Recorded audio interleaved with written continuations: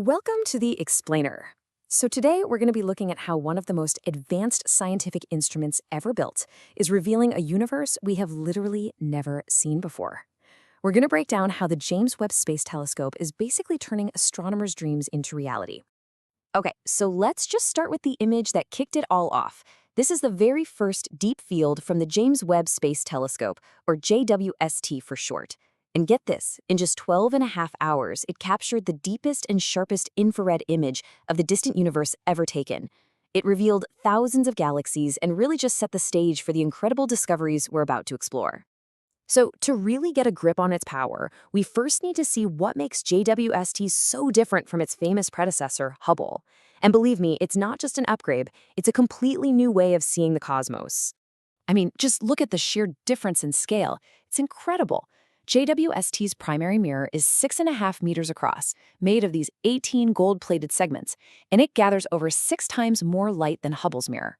And all that collecting area means it can see fainter, more distant objects and do it much, much faster. But its real superpower is its infrared vision. Hubble sees mainly invisible and ultraviolet light. JWST, on the other hand, is optimized to see these longer wavelengths of light. And this is the key. This is what lets it unlock some of the universe's best-kept secrets. So, observing in infrared lets us see a couple of really crucial things that are otherwise totally invisible. First, it lets us peer right through those dense clouds of cosmic dust that hide where stars are being born. And second, it lets us see light from the earliest galaxies, light that's been stretched into infrared wavelengths by the expansion of the universe itself. Okay, so let's pull back a bit and come to our own cosmic backyard. We're going to see how all this is building a new understanding, starting right here at home. You might think JWST is only for looking at the distant universe, but it's actually this incredibly powerful all-purpose observatory. Yeah, it's not just for deep space. JWST is giving us the most detailed weather reports on planets like Neptune since the Voyager 2 flyby way back in 1989. You see, the methane in Neptune's atmosphere absorbs this near-infrared light, so the planet looks dark, which makes its bright methane ice clouds just pop in stunning detail. And this just brilliantly illustrates its power. I mean, for the first time in over 30 years, we can clearly see the planet's faint, dusty rings.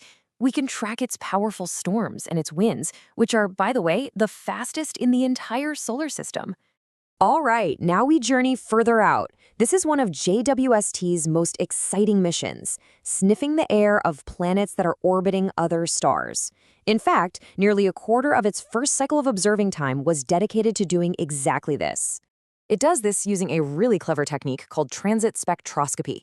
Basically, when a planet passes in front of its star from our point of view, some of that starlight filters through its atmosphere. And because every single atom and molecule absorbs light at a specific wavelength, JWST can read the chemical fingerprint this leaves behind. It's amazing.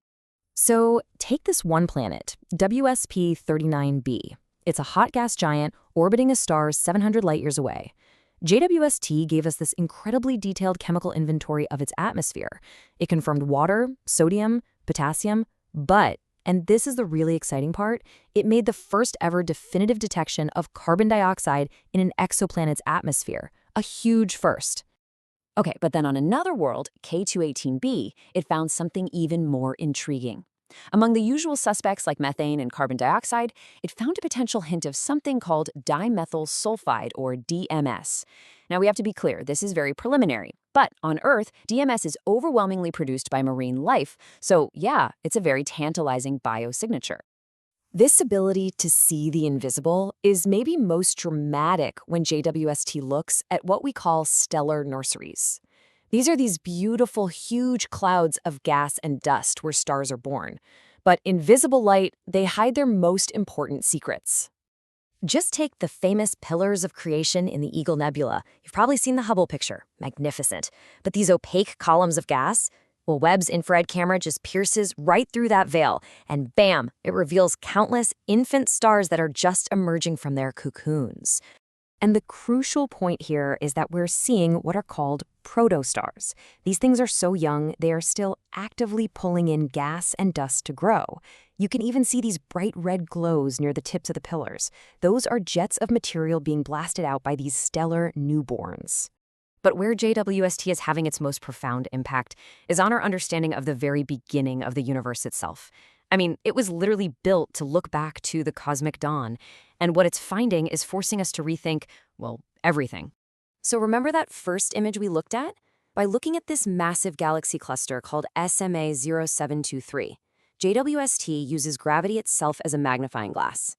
The cluster's immense mass actually bends and magnifies the light from far more distant galaxies behind it, letting us see some of the very first light in the universe. And it found something that was, frankly, shocking. These early galaxies are way too massive and mature for how early they appear in the timeline. According to our standard cosmological model, they just shouldn't have had enough time to form. This discovery, it fundamentally challenges our core theories of how galaxies even get started. And this connects to another huge cosmic mystery that we call the Hubble tension. For years now, there's been this really troubling disagreement about how fast the universe is expanding. So our best theory, the standard model of cosmology, it looks at the afterglow of the Big Bang and predicts the universe's expansion rate.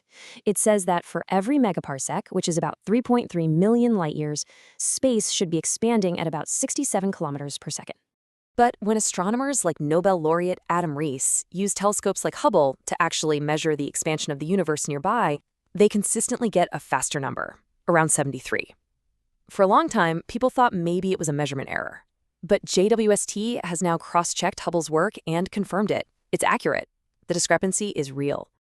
Well, this suggests that our fundamental understanding of the cosmos might just be incomplete.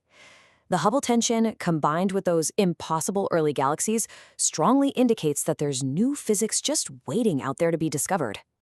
So what does all this mean for the future? Well, the good news is, thanks to an absolutely perfect launch, NASA estimates JWST has enough fuel for 2 decades of science.